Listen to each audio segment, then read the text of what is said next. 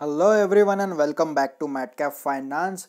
आज एक interesting company आपके लिए लेके आए हो भाई। कंपनी में बहुत ज़्यादा पोटेंशियल है, बहुत ज़्यादा स्ट्रांग कंपनी है भाई। कंपनी का नाम है एक्सिस बैंक। ओके, आप इंट्राडे ट्रेडर हो या फिर आप पोजिशनल ट्रेडर हो या इन्वेस्टर हो भाई, तीनों के लिए इसमें कुछ ना कुछ है, तो वीडियो को एंड तक ज़रूर देख लेना। ओके, इंट्राडे के लिए मैंने इसमें भी कॉल्स बताई है, पोजिशनल के लिए भी मैंने इसमें दिखाया बाइंग कहाँ पे करनी है, और इन्वेस्टर हो तो भी मैंने इसका लॉन्ग टर्म होराइजन भी इसमें दिखा चुका हूँ। तो भाई वीडियो को एंड तक ज़रूर देखना। ओके, स्किप मत करना, कोई भी पार्ट हो सकता है आपका इंपॉर्टेंट पार्ट कुछ मिस हो जाए। वीडियो पसंद आए तो लाइक शेयर करना मत भूलना, सब्सक्राइब तो पहले करो यार चैनल का, और बेल आइकन भी दबा देना। तो सीधा चलते भाई वीडियो के ऊपर में। तो जैसे कि देख सकते हैं आप, एक्सिस बैंक का मार्केट कैप है अभी यहाँ पे, मैं थोड़ा सा इसको पॉइंट आउट कर देता हूँ। मार्केट कैप है 1,30,622 करोड़ का। ओके, 1,30,000 करोड़ का मार्केट कैप है, तो आप समझ ही सकते हो कितनी दिग्गज कंपनी है। दूसरी यहाँ पे बात कर लेते हैं भाई, इंडस्ट्री पी की तो चल रहा है 25 का, लेकिन आप अगर एक्सिस के पी की बात करोगे तो 95 का पी चल रहा है, ऑलमोस्ट 3 टाइम्स ज़्यादा है इंडस्ट्री के पी से। तो अब आप सोचोगे भाई ये स्टॉक इतना महंगा है, इसमें पैसा लगाना कह सकते हो वर्थ है या नहीं है, तो भाई बिल्कुल वर्थ है। ओके, क्यों है आगे देखेंगे हम लोग। एक बार डिलीवरेबल्स की बात करें तो 21% की अभी डिलीवरीज हुई है, बट ये है जब ट्रेडिंग चालू थी तब का। ओके, एट द एंड का तो आपको एंड में स्क्रीनशॉट मिल जाएगा। ये स्क्रीनशॉट मैंने तब लिया था जब ट्रेडिंग चालू थी मार्केट में।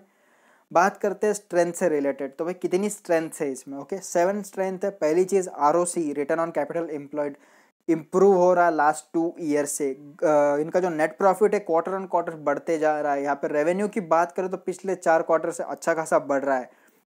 वो सारा हम अभी देखने ही वाले हैं, तो ऐसा नहीं मैं जस्ट इसको रीड आउट कर रहा हूँ, हम इसको आगे देखेंगे रेशोज में।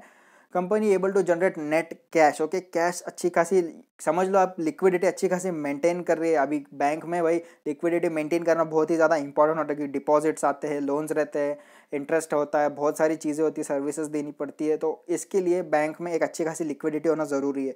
तो लास्ट 2 साल में अच्छी खासी लिक्विडिटी मेंटेन करके चल रहा है। बुक वैल्यू की बात करें तो लास्ट 2 ईयर्स में बुक वैल्यू भी बढ़ रही है। प्रमोटर प्रेजिंग भाई जीरो है, सबसे इंपॉर्टेंट चीज़, प्रमोटर प्रेजिंग नहीं होनी चाहिए यहाँ पे। ओके, तो ये ऑलमोस्ट जीरो ही है।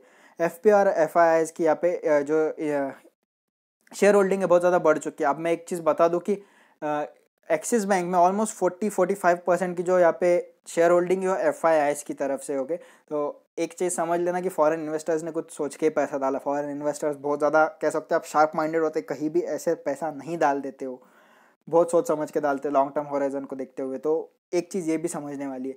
एक थोड़ा सा सर्विसेज को रिलेटेड बात करो तो भाई एक्सिस बैंक की सर्विसेज बहुत ही ज़्यादा स्ट्रांग है, आपको भी पता है। जैसे कि इनके कुछ इनोवेटिव प्रोडक्ट, जैसे फ्लिपकार्ट एक्सिस कार्ड की बात कर ले यहाँ पे, तो जो लोग फ्लिपकार्ट यूज़ करते हैं उनको पता ही होगा फ्लिपकार्ट एक्सिस कार्ड क्या है। अच्छी खासी सर्विसेज प्रोवाइड करता है आपको, साथ ही कैशबैक्स भी देता है। और एक चीज़ बता दूँ आपको तो कुछ इनकी जीरो नो कॉस्ट ईएमआई होती है। ऐसा नहीं मुझे इसके पैसे नहीं मिले, मैं फ्री ऑफ कॉस्ट आपको बता रहा हूँ ये सारी चीज़ें।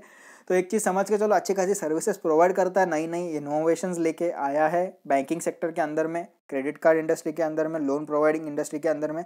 तो भाई एक अच्छा खासा कह सकते हो कि एक मैनेजमेंट सिस्टम है एक्सिस बैंक का। बात करें वीकनेस की यहाँ पे, तो म्यूचुअल फंड वालों की तो यहाँ पे भाई क्वार्टर ऑन क्वार्टर जो है डिक्रीज होते जा रही है शेयर होल्डिंग।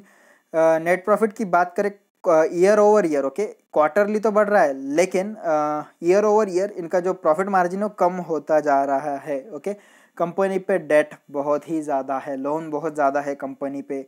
यहाँ पे हम अगर चौथी चीज़ की बात करें तो प्रोमोटर्स भी यहाँ पे शेयर होल्डिंग कम कर रहे हैं, लेकिन एफ आई एस बढ़ा रहे हैं। ओके, तो शेयर कहीं ना कहीं तो कम ज़्यादा हो गए, ऐसा नहीं कि एफ आई एस बढ़ाते जाएगा और कोई सेल ही नहीं करेगा, तो कहीं ना कहीं ये ऊंच नीच तो होती ही है। ओके, मेजर फॉल करें तो net profit T T M में यहाँ पे नेट प्रॉफिट बहुत ज़्यादा गिरा है।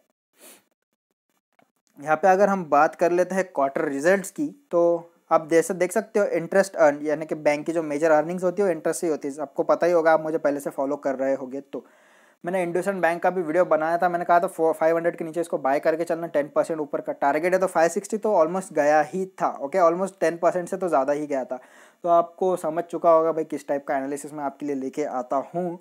तो भाई वैसे ही हम अगर इसकी बात करें, मैंने उसमें भी सेम बताया था, इंटरेस्ट अर्न इनका मेन अर्निंग सोर्स होता है बैंक का। सेकंड बात करें यहाँ पे अदर इनकम की, जो इनकी अदर सर्विसेज होती है, क्रेडिट कार्ड रिलेटेड कह सकते हो, होम लोन वगैरह वगैरह ऐसे बहुत सारी होती है, वहाँ से कितनी इनकम हुई है। इंश्योरेंस भी पॉलिसीज बेचती है, तो वहाँ से इनकम कितनी है, तो वो तो ऑलमोस्ट 50% का यहाँ पे आप एक ऑल ओवर सॉरी 50% का फॉल आप यहाँ पे देख सकते हो। टोटल इनकम की बात करें तो ऑलमोस्ट सेम ही है, इतना ज़्यादा डिफरेंस नहीं आया है। टोटल एक्सपेंसेस भी ऑलमोस्ट सेम ही चल रहा है। बट अगर हम नेट प्रॉफिट की बात करें तो लास्ट क्वार्टर में आप अगर देखोगे तो -1250 का नेट प्रॉफिट था। इस बार देखोगे तो पॉजिटिव नेट प्रॉफिट है। ओके, 1108 का यहाँ पे प्रॉफिट है। ओके, नेट प्रॉफिट यानी कि अब माइनस से प्लस में आना वो भी ऑलमोस्ट डबल है ये उसका। ओके, 1250 का ऑलमोस्ट डबल है। तो ये समझ के चलो कंपनी में कितनी ज़्यादा पोटेंशियल और ग्रोथ है कि कंपनी ने माइनस के नेट प्रॉफिट को प्लस में लेके आया। ये एक सिंपल एग्जांपल है। ओके, बात करते हैं यहाँ पे एनपीएस की, जो एक सेकंड इंपॉर्टेंट पार्ट होता है एक बैंक के अंदर में, नॉन परफॉर्मिंग एसेट्स। एनपीएस की बात कर ले तो कम हुए, जो कि एक बहुत ही सॉलिड चीज़ है, अच्छी चीज़ है कि एनपीएस कम कर रही है कंपनी। परसेंटेज वाइज देखोगे तो इतना ज़्यादा फर्क नहीं दिखेगा, बट अगर आप यहाँ पे नेट अमाउंट को देखोगे बहुत ज़्यादा फर्क पड़ता है। अगर नेट एनपीएस की बात करें तो 9340 7447, ऑलमोस्ट 2000 से इनके एनपीएस जो है कम हो चुके हैं। भाई हैट्स ऑफ यार, 2000 से इनके नेट एनपीएस कम हो रहे हैं तो एक बहुत बड़ी बात है। मैंने अभी तक 4-5-6 बैंक्स के मैंने जितने रिव्यूज़ किए उसमें इसका नेट एनपीए भाई अभी तक बहुत ही एक कह सकते हो कंसिडरेबल नंबर से गिरा है। ओके, ये एक बहुत पॉजिटिव चीज़ है। यहाँ पे अगर आप नेट एनपीए के रेशोज़ की बात करोगे तो ऑलमोस्ट 0.3-0.4 से इसका नेट एनपीए का रेशो जो है गिरा है, जो कि एक अच्छी चीज़ है। बात करते हैं फाइनेंशियल रेशोज़ की तो अर्निंग पर शेयर ऑलमोस्ट यहाँ पे गिर चुका है 19.61 से 6.83, ऑलमोस्ट 13 रुपीज़ से इनका अर्निंग पर शेयर गिर चुका है, which is not a good thing. Okay, कह सकते हो कि आप पर शेयर आप पहले 20 रुपये कमाते थे, अभी आप पर शेयर 6 रुपीज़ कमा रहे हो। बात करें नेट इंटरेस्ट मार्जिन की, ऑपरेटिंग प्रॉफिट मार्जिन की और नेट प्रॉफिट मार्जिन की, तो भाई नेट प्रॉफिट मार्जिन तो आप एक अच्छे खासे लेवल से कम हुआ है। ऑपरेटिंग प्रॉफिट मार्जिन की बात करें तो ये बढ़ चुका है। ओके, ऑलमोस्ट -22 गया है, मतलब कि ये एक नेगेटिव चीज़ है। ओके, नेगेटिव नंबर जितना बड़ा होगा उतना ही अच्छा, सॉरी उतना ही ज़्यादा खराब रहेगा। -16 से -22 बहुत ज़्यादा खराब परफॉर्मेंस दिया है ऑपरेटिंग प्रॉफिट की मार्जिन भी आगे देखता है। यानी कि ऑपरेटिंग प्रॉफिट यानी कि डे टू डे लाइफ में जो उनके ट्रेड्स होते हैं, जितने भी कह सकते हो उनके डिपॉजिट्स या सर्विसेज प्रोवाइड करते हैं, उनके बदले इनको कितना ज़्यादा कैश जनरेट हो रहा है। बात करें रिटर्न ऑन इक्विटी की यहाँ पे, तो रिटर्न ऑन इक्विटी यहाँ पे 7.43 से 2.41 एक अच्छे खासे नंबर से गिर चुका है। आरओसी ऑलमोस्ट कॉन्स्टेंट है, इतना ज़्यादा फर्क नहीं है।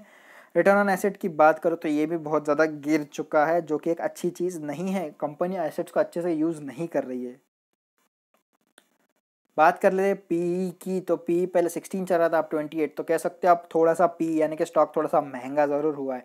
कासा रेशो की बात करें यहाँ पे तो ऑलमोस्ट 44 से 41 हुआ है, जो कि एक अच्छी चीज़ है। कैपिटल एडिक्वेसी की बात करें तो ये बढ़ चुका है, एक ख़राब चीज़ है। ओके, अब सारे प्लस एंड माइनस आपके सामने इसमें आ चुके हैं। ओके, कासा रेशो ऑलमोस्ट यहाँ पे 10 के अंडर रहेगा तो ज़्यादा अच्छा होता है। Capital adequacy 4, under 6, under 8 is very good. Okay, तो भाई बात करते हैं थोड़ा सा रिटर्न्स के बारे में। तो पिछले एक वीक में एक्सिस बैंक ऑलमोस्ट 3.6% भागा है, सेक्टर 1.57, निफ्टी 0.62।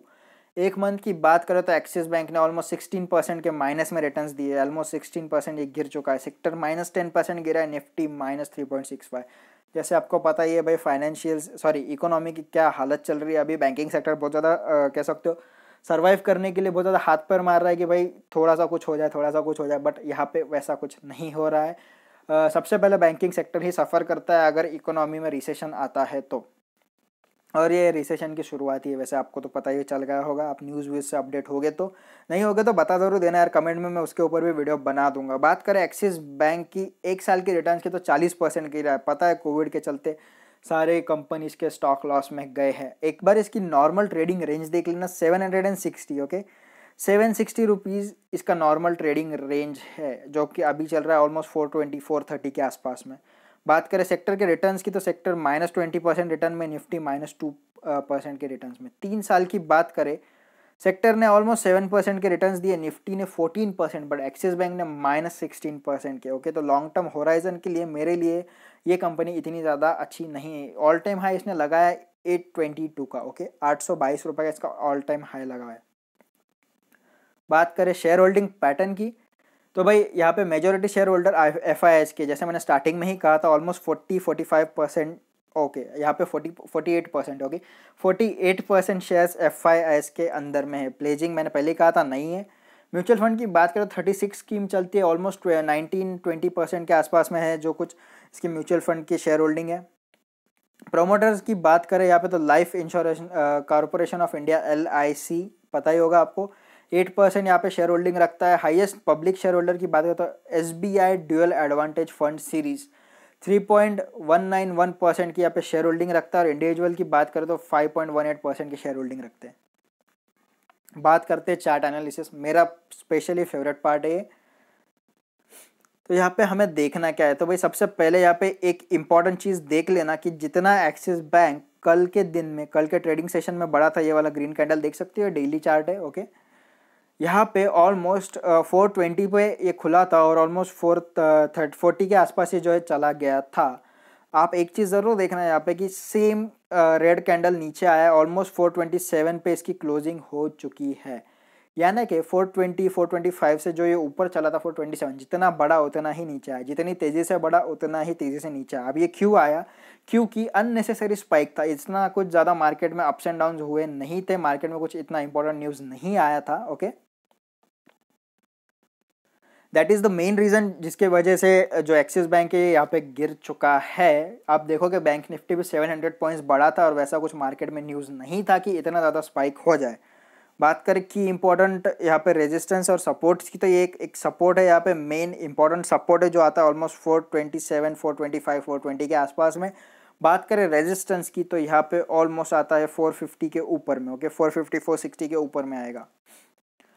अभी यहाँ पे हम इंट्राडे वालों की बात करेंगे, तो भाई बैंकिंग इंडस्ट्री आप सभी को पता है थोड़ा सा यहाँ पे सिंक हो रही है, यहाँ पे कह सकते हो कि आप गिरती जा रही है। अगर आप इंट्राडे ट्रेडर्स हो तो भाई यहाँ पे शॉर्ट कॉल लेके चल सकते हो, कि मैं फिर से कह रहा हूँ शॉर्ट कॉल लेके चलना है। यहाँ पे लॉन्ग कॉल बहुत ही सोच समझ के लेना है, जब तक यहाँ पे मार्केट में कोई इंपॉर्टेंट न्यूज़ नहीं आती बैंकिंग सेक्टर से रिलेटेड, जैसे कोई मॉनेटरी पॉलिसी में चेंजेस हो रहे होंगे या RBI लिक्विडिटी बढ़ाने के लिए कुछ रेपो रेट वगैरह कुछ कम ज़्यादा कर रहा होगा, तो ही यहाँ पे बाइंग करनी है, अदरवाइज शॉर्ट सेल करके चलो, ज़्यादा इनकम होगी आपकी।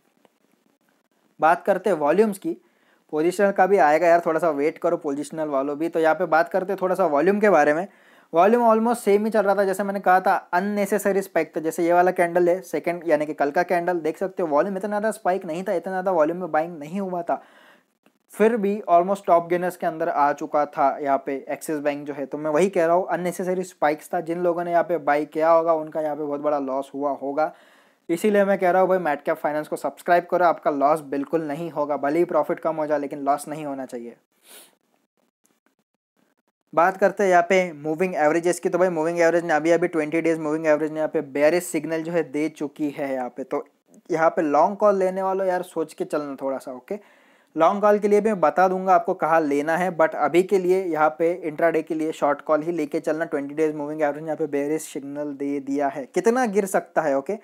400 तक के लेवल जहाँ पे बहुत ज़्यादा इंपॉर्टेंट है, तो 400 तक ही ये गिरेगा, अगर उसके नीचे गिरता है तो मैं आपको फर्दर अपडेट कर दूंगा, उसकी चिंता आप मत करना। तो बात करते हैं यहाँ पे बाय कब करना है, ओके।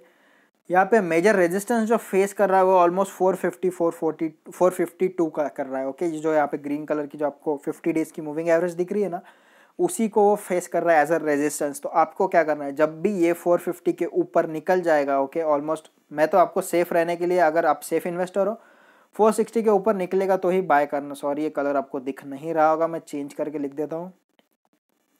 460 के ऊपर गए आप इसको बाय करके चल सकते हो, सेफ इन्वेस्टर हो तो, अदरवाइज आप 450 पे भी करके चल सकते हो। 452 के ऊपर इसकी बाइंग रेंज शुरू हो जाती है। यहाँ पे MACD की बात करें तो MACD यहाँ पे कह सकते हो थोड़ा सा क्लोज जरूर आ चुका है, बट मुझे लगता है कि अभी भी बेयरिश सिग्नल ही देगा, ओके। अभी बेयरिश मोमेंट में ही चल रहा है। स्ट्रेंथ की बात करें तो RSI भी यहाँ पे एक नेगेटिव स्ट्रेंथ जो है कल के सडन स्पाइक के बाद से यहाँ पे नेगेटिव स्ट्रेंथ दिखाना शुरू कर चुका है। तो भाई मैं इसी वजह से कह रहा हूँ कि यहाँ पे बाइंग हमें नहीं करनी है, इंट्राडे ट्रेडर्स को शॉर्ट करना है। थोड़ा सा बैक चलते हैं हम लोग और बात कर लेते हैं यहाँ पे एक पोजिशनल ट्रेडिंग के बारे में। तो भाई जैसे मैंने कहा 450 के ऊपर पोजिशनल ट्रेडर का कॉल रहेगा, 450 के ऊपर आप इसको बाय करके चल सकते हैं। आपके टारगेट रहेंगे यहाँ पे आराम से 500 के लेवल्स में, ओके। आपको 500 के लेवल्स यहाँ पे देख सकते हो, तो आपको ऑलमोस्ट 10 to 12% का यहाँ पे प्रॉफिट हो सकता है। आपको अगर लेना है 450 460 के बीच के रेंज में आप ले सकते हो। जैसे ही 460 क्रॉस करेगा भाई ये ऑलमोस्ट जाएगा 500, उसके ऊपर भी जा सकता है, बट इसका मेजर रेजिस्टेंस है अभी 500 का। ओके, जैसे इसने हाई बनाया था 525 भी जा सकता है, लेकिन टारगेट 500 का ही दे रहा हूँ। आगे कुछ चेंजेस आते हैं तो फर्दर आपको अपडेट जो है कर दूंगा। और अगर आप इन्वेस्टर हो तो भाई इन्वेस्टर्स के लिए एक खुशखबरी है कि अभी आप बाय करके चलो, एक अच्छा खासा डिप जो है वो आ चुका है। तो आपको टारगेट क्या रहेंगे? ओके, इन्वेस्टर्स को वैसे भी प्राइस से इतना ज़्यादा प्रॉब्लम नहीं होता, क्योंकि उनका होराइजन ऑलमोस्ट 1 ईयर 2 ईयर का होता है। और अगर आप 2 साल के लिए पैसा डाल रहे हो तो आपका पैसा यहाँ पे ऑलमोस्ट अभी जो 420 चल रहा है, ओके 427 चल रहा है, ये हो जाएगा ऑलमोस्ट 700 के आसपास में। ओके, तो आपको यहाँ पे 50 to 60% के रिटर्न्स देखने को मिल सकते हैं 1 से 2 साल के अंदर में। तो भाई आपको अच्छे खासे रिटर्न्स मिल रहे हैं तो लेने में कोई प्रॉब्लम नहीं है, ऐसा मुझे लगता है, क्योंकि कंपनी की फाइनेंशियल भी बहुत ज़्यादा स्ट्रांग है। बात करें अगर इसकी नेट डिलीवरी परसेंटेज की, जो कि मैं एनएससी के साइट पे अभी देख रहा हूँ, जो है 17% का। ओके, इससे हमें इतना ज़्यादा कुछ लेना देना है नहीं, क्योंकि भाई इन्वेस्टर्स को वैसे भी इतना ज़्यादा लेना देना नहीं होता डिलीवरी परसेंटेज से। डीप आ रही है भाई, बाय करके चलो। इन्वेस्टर्स पोजिशनल ट्रेडर 450 460 के बीच में बाय करके चलना, और इंट्राडे ट्रेडर्स भाई शॉर्ट सेल ही करना। ओके, पोजीशन मत बनाना अभी तक लॉन्ग का। ओके, क्योंकि अभी तक ऐसा कोई न्यूज़ आया नहीं है मार्केट में। तो भाई आज के लिए बस इतना ही। वीडियो पसंद आया तो लाइक और शेयर करना मत भूलना, और सब्सक्राइब बटन तो पहले हिट करो यार, और बेल आइकन भी दबा देना। तो भाई आज के लिए इतना ही। Thank you, bye bye and happy trading.